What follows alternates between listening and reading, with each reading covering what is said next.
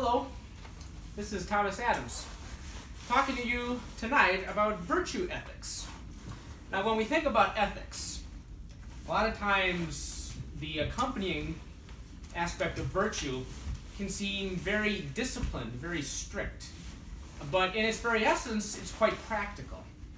And the philosopher of virtue ethics is really Aristotle himself. And what Aristotle looks at virtue ethics is with three basic C's: conditioning, connection, and contemplation. Now, first, in terms of the conditioning, we have to make sure that we're putting this into practice.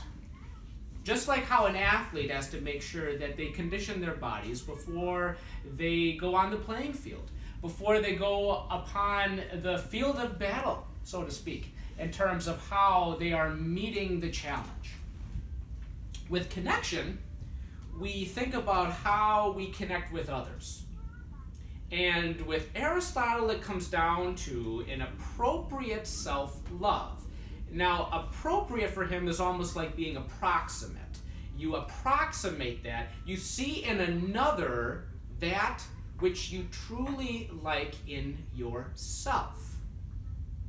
And lastly, kind of at the height of the mountain, and by its very design, we have the contemplation, the pinnacle of perfection, that in which we embrace the world around us, seeing our intellectual capacity as an interactive capability within the realized horizons of human endeavor.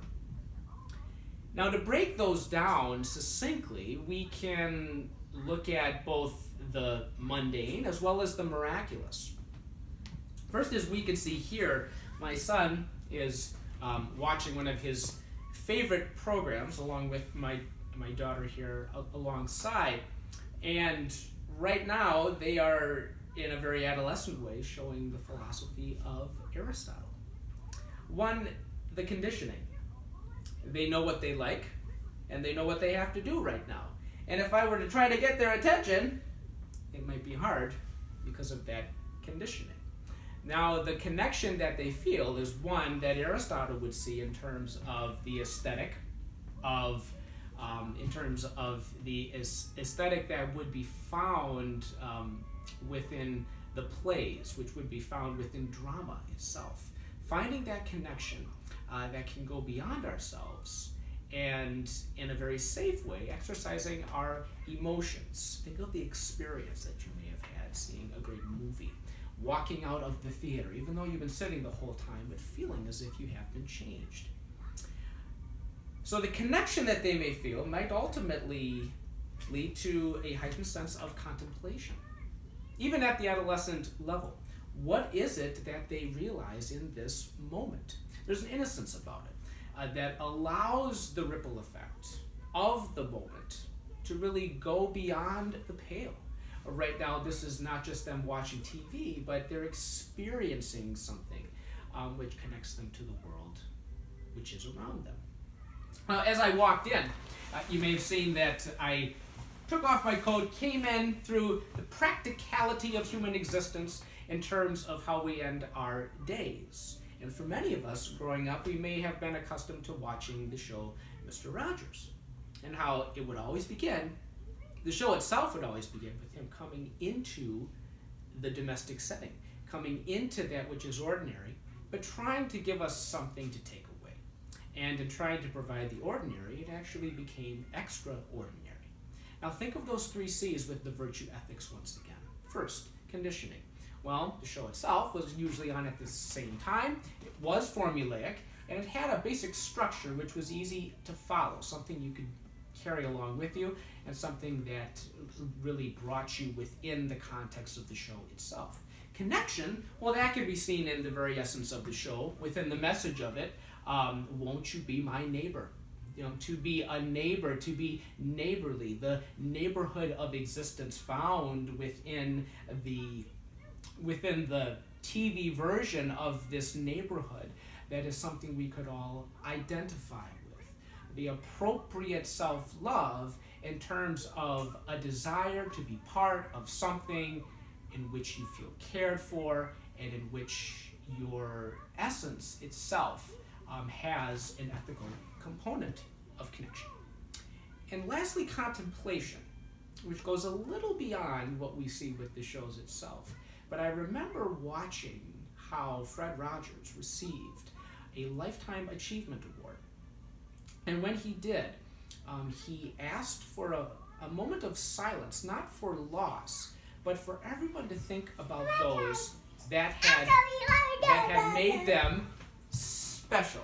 And in that very moment, what was found is that life itself might be hectic, but for each of us, we can be changed.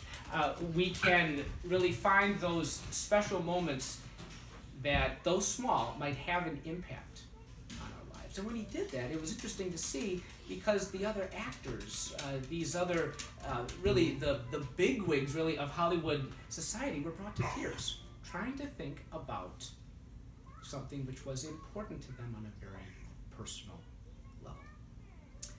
Now, from the personal to the professional, the movie Miracle, about the miracle on ice back in 1980, is a great example of how the professional element of this can also be seen to take ourselves to great achievement. Within the movie itself, the U.S. Olympic hockey team has to go through somewhat of a catharsis to try to reach new levels of achievement. And in doing so, first, there's a conditioning here.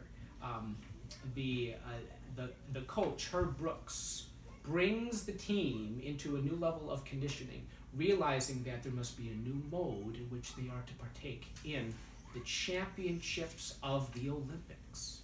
Connection.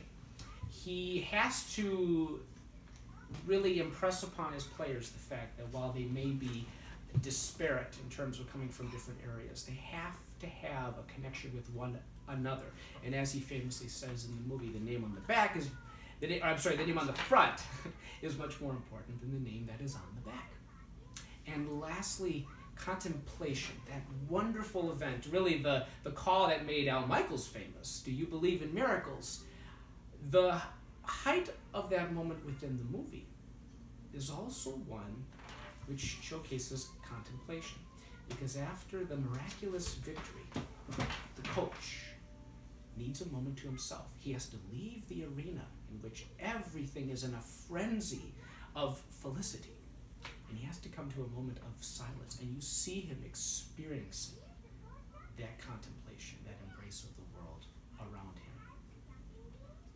So from the rather ordinary, almost the everyday, in terms of a practical ethics of a Fred Rogers, to a more professional height of a miraculous Olympic achievement is found on the Miracle on Ice. We can find virtue ethics being espoused in our daily lives. And it's not only something that has to be learned about intellectually, but experienced in an intimate way, lived out in a reality that seeks to condition ourselves for better performance, to connect ourselves in terms of a professional connection to others, really a paternal longing to try to really connect with those that are around us. And hopefully we can reach that height of contemplation, where the horizon of human achievement meets the transcendent realm of that which goes beyond the terrestrial.